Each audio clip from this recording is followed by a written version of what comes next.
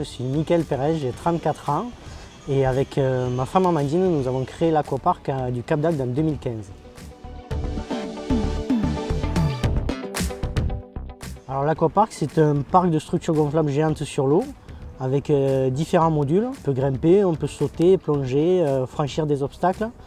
On peut venir en famille, entre amis. Le but aussi du parc, c'est de s'entraider et de passer un bon moment en famille.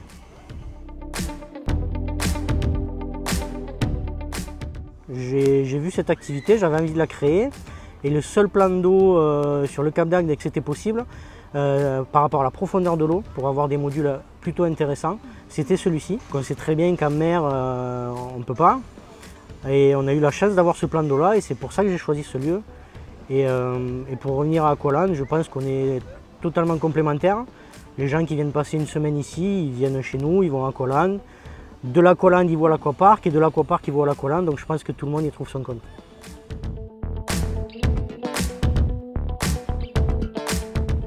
Alors pour la petite histoire, moi, l'aquapark, je l'ai vu à la télé. Quand j'ai vu l'émission, je me suis dit, wow, ce truc c'est super, je veux faire ça au Cap chez moi. Au bout d'une semaine, j'avais trouvé 2 fournisseurs qui étaient Aquaglide et Weebit. J'avais contacté les 2 fournisseurs et donc Christine et Jacques Casanova, CDLD, qui distribuent la marque Weebit, ont été super dès le départ, ils m'ont accompagné. On sent qu'ils ne sont pas juste là pour vendre.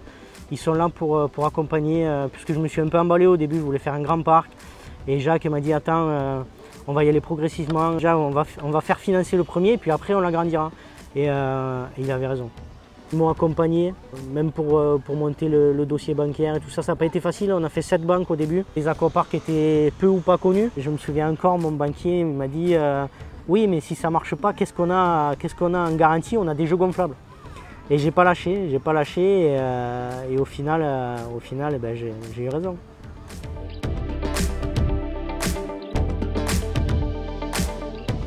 Alors la première saison c'était en 2015 et donc on a commencé avec 95 personnes et aujourd'hui, chaque année on a agrandi et aujourd'hui on est arrivé à 230 personnes.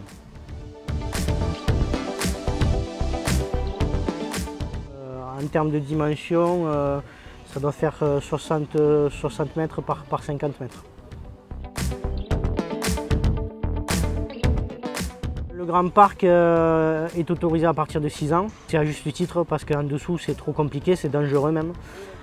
Et on avait des familles qui arrivaient avec des enfants qui n'avaient pas l'âge et qui se mettaient à pleurer. Et moi, ça me fendait le cœur de voir ces enfants arriver devant la structure et se mettre à pleurer. Donc on avait fait ces remontées-là. Weebit du coup a sorti ce petit parc pour les 4-5 ans.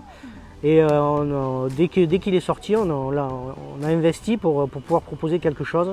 Au tout début, on avait essayé de proposer un parcours accrobranche. On avait mis un petit jeu gonflable, justement pour pallier à ces déceptions-là. Déjà, Weebit crée des parcours, des assemblages. Donc au début, on a choisi l'assemblage qui était préconisé, qui était créé. Et ensuite, au fil des années, on a choisi les modules qui nous plaisaient.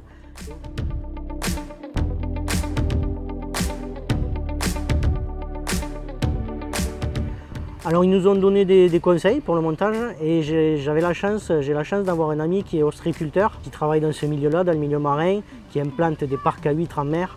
Et donc pour lui c'était un jeu d'enfant. On a choisi la solution la plus écologique qui sont des vis à sable parce que je ne voulais pas mettre du béton partout, il y en a quand même une centaine. Donc je voulais quelque chose d'écologique et puis il maîtrisait le sujet. Donc avec une motopompe, il vient, il fait un trou dans le sable et puis on insère les ancres à vis. Puis ensuite il n'y a plus qu'à accrocher le parc.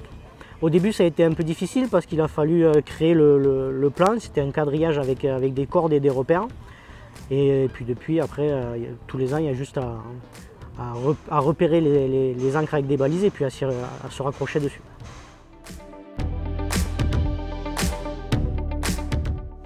Alors au tout début de mémoire, il y avait une formule où quand on achetait le parc, on avait des packs bonus et puis il y avait on pouvait choisir entre des gilets, des caisses à outils ou autre, donc on avait pris des gilets. Puis maintenant c'est devenu quelque chose d'optionnel qu'on prend à part. Alors C'est sûr qu'au début c'était compliqué, mais maintenant on est sur notre 8e saison, on maîtrise le sujet avec mon équipe. Et on arrive à... Cette année on a mis 2 jours pour monter le parc, ce qui est je pense exceptionnel. Donc j'en profite pour les remercier pour leur travail.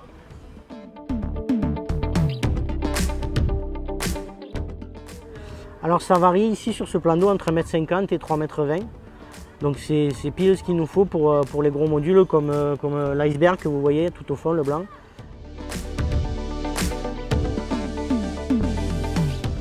Alors le démontage chez nous il est hyper compliqué parce qu'on a beaucoup d'algues et de petits coquillages assez saillants d'ailleurs, qui s'accrochent et qui reviennent rapidement. Donc il y a parfois des gens qui ne comprennent pas parce que c'est des petits coquillages qui ont tendance à couper, à tailler un peu. On est obligé, on fait intervenir un jeune plongeur qui est d'ailleurs sous l'eau en ce moment pour gratter, pour éviter ces soucis-là avec les clients. Il fait ça tout l'été, mais le parc est grand et il faudrait beaucoup de plongeurs et le faire tous les jours. Et à la fin, donc, les premières années, on ne grattait pas le parc. Donc on avait jusqu'à 1 mètre dessous d'algues, c'était assez impressionnant. On avait fait ces remontées-là à Weebit pour essayer de voir s'il y avait des solutions. Il n'y en a pas vraiment. Donc là, Jolan est en train de gratter pendant 4-5 jours juste avant le démontage, ce qui nous permet de gagner du temps. Et ensuite, donc c'est à peu près 15 à 20 minutes par module avec un Karcher professionnel pour nettoyer le module et le remettre en état avant de le sécher et de le plier.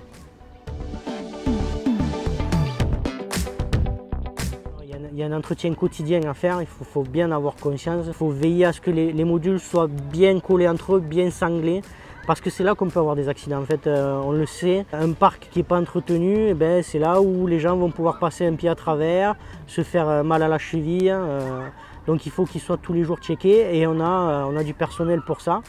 On a des sauveteurs BNSSA qui ont aussi le rôle en plus le matin de venir et de vérifier la bonne santé du parc. Donc le matin on arrive, on regarde les modules qui sont un peu dégonflés, si on doit les regonfler, on doit regarder certaines bâches, s'il faut les re-scratcher, si elles sont un peu abîmées. Après on passe souvent un coup d'eau au cas où, on nettoie toujours pour que les gens soient au maximum heureux de venir. Alors cette année, un peu plus que les autres, ça a été plus compliqué, mais on n'a pas lâché, puis on a réussi à trouver une bonne équipe. Cette année, l'équipe a été assez exceptionnelle, donc j'en profite aussi pour les remercier. Cette année aussi, j'ai pris conscience qu'il fallait aider les acteurs qui dispensent des formations. À Montpellier, il y a une association, il y a un centre qui crée des formations BNSSA. Il faut inciter les jeunes à aller passer ces formations. Ici, il y a du boulot, puisque que ce soit chez moi, que ce soit dans les campings, que ce soit à Aqualand, il y a beaucoup de postes à pourvoir.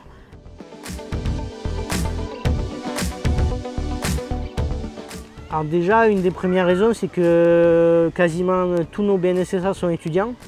Et donc ensuite, ils sont partis le 28 juillet parce qu'il faut qu'ils retrouvent un appart, il faut qu'ils fassent leur rentrée scolaire. Et donc on avait 10 sauveteurs ici tous les jours pour la surveillance du parc. Là, on finit la saison avec 3-4 sauveteurs. Donc on pourrait, mais eux aussi vont bientôt reprendre une activité. Et donc c'est ce manque-là qui fait qu'on ne peut pas continuer à ouvrir. Bien sûr, s'il fait beau en septembre, on sait qu'il y a la clientèle étrangère, mais en termes de coût, il faut le faire surveiller, comme on fait toutes les nuits, avec un gardien et un chien. Il faut le faire surveiller la journée aussi si on n'ouvre pas la semaine. Donc au final, c'est pas rentable pour nous. On est satisfait de Weebit, puisque quand on a besoin de SAV, ils sont hyper réactifs. Là, on va démonter le parc, on va faire une dizaine de palettes avec des modules à revoir, on va les envoyer, ils vont les checker, ils vont nous faire des devis de réparation. Donc il y a vraiment un suivi. Le fait d'avoir Christine et Jacques aussi, c'est vraiment un point positif pour nous.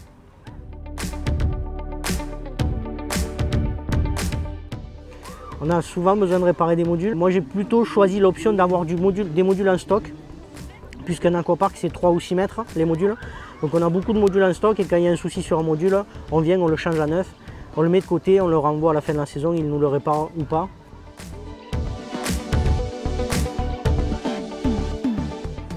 Si c'est un gros module, ça va prendre une petite heure, et si c'est un petit module, 15 à 20 minutes.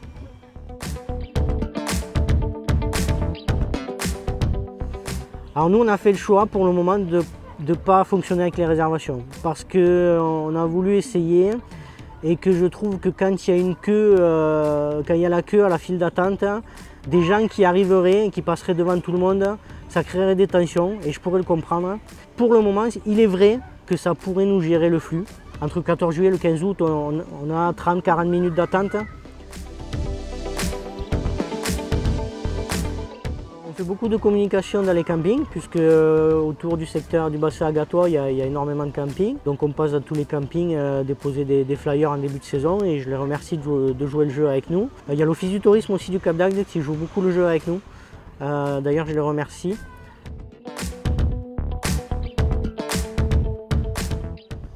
Alors nous, au début, on proposait des formules à la demi-journée et puis on s'est vite aperçu que les gens, au bout d'une heure, c'est une activité très physique et une heure, ça suffisait.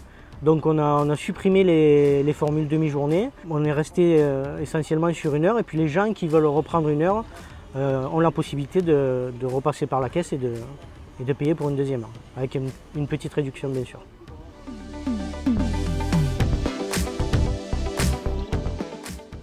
Il n'y a pas de prérequis, on a eu de tout, on a eu des grands-mères qui venaient accompagner leurs petits-enfants. L'aquapark c'est pour tout le monde, c'est pas simplement pour les enfants, les ados, c'est aussi pour les adultes. On fait aussi beaucoup les sauveteurs des plages viennent chez nous faire des sorties. Les pompiers, si les pompiers veulent venir faire des entraînements, ils peuvent venir faire des entraînements chez nous. Un aquapark ça peut être une activité ludique, ça peut être une activité aussi sportive.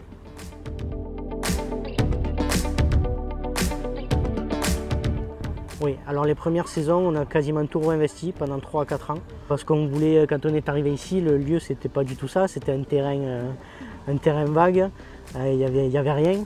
Donc j'ai voulu tout de suite que le parc soit sympa, mais que les abords soient aussi agréables. Et puis que pour le personnel, au début on avait commencé, un exemple pour le snack, on avait commencé avec des conteneurs maritimes. Il faisait très chaud, c'était pas agréable, donc on a tout de suite, la 3e année, on a changé tous les locaux. L'investissement à peu près chaque année, il est entre 70 et 80 000 €.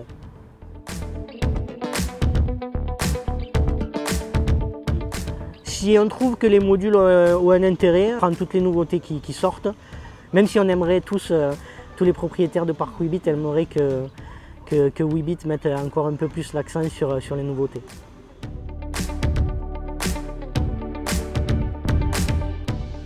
On n'a jamais eu à supprimer des modules qui ne plaisaient pas ou en général le retour client est assez positif sur les modules.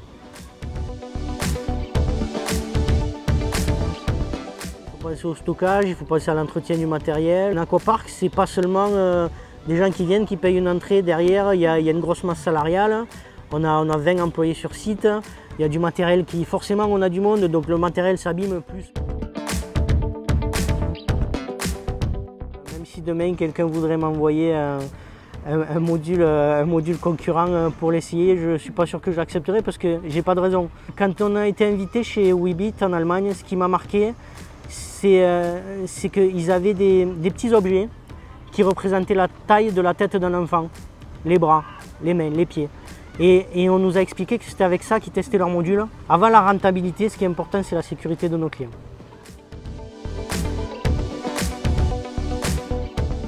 En premier lieu, c'est de bien choisir l'endroit, parce qu'un aquapark c'est bien, mais si la zone est mal choisie, s'il n'y a pas de monde, ça peut devenir vite une mauvaise aventure, parce que déjà il faut commencer petit, comme moi je l'ai fait, ça c'est sûr, c'est une évidence, et essayer de voir qu'autour il y a un bassin intéressant de personnes qui seraient susceptibles de venir faire l'activité. Je pense surtout au maire d'Agde, Gilles Détor, qui m'a aidé. Dès que je suis allé lui présenter le projet de mon aquapark, il a tout de suite adhéré et il m'a aidé pour que ce projet voie le jour. Et c'est important d'avoir un maire qui a conscience que pour une ville comme Agde, il faut créer de l'activité. Et par la suite, il m'avait accompagné aussi pour créer le Wake Park. Voilà, je voulais le remercier parce que finalement, sans lui, sans son aide, sans les autorisations de la mairie et du port, il n'y aurait pas eu d'aquapark et on n'en serait pas là aujourd'hui. Et je pense que je dois le remercier pour tout ça et pour m'aider à avoir créé cette activité qui draine quand même pas mal de monde et qui fait le plaisir des vacanciers et des locaux aussi, il ne faut pas l'oublier, qui viennent nous voir chaque année.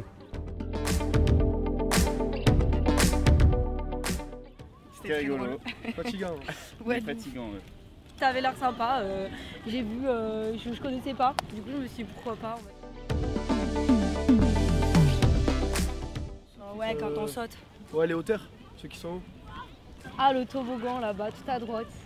Il y a un toboggan où on peut glisser à deux. Là-bas, on peut sauter là-bas. Et ça, c'est trop cool.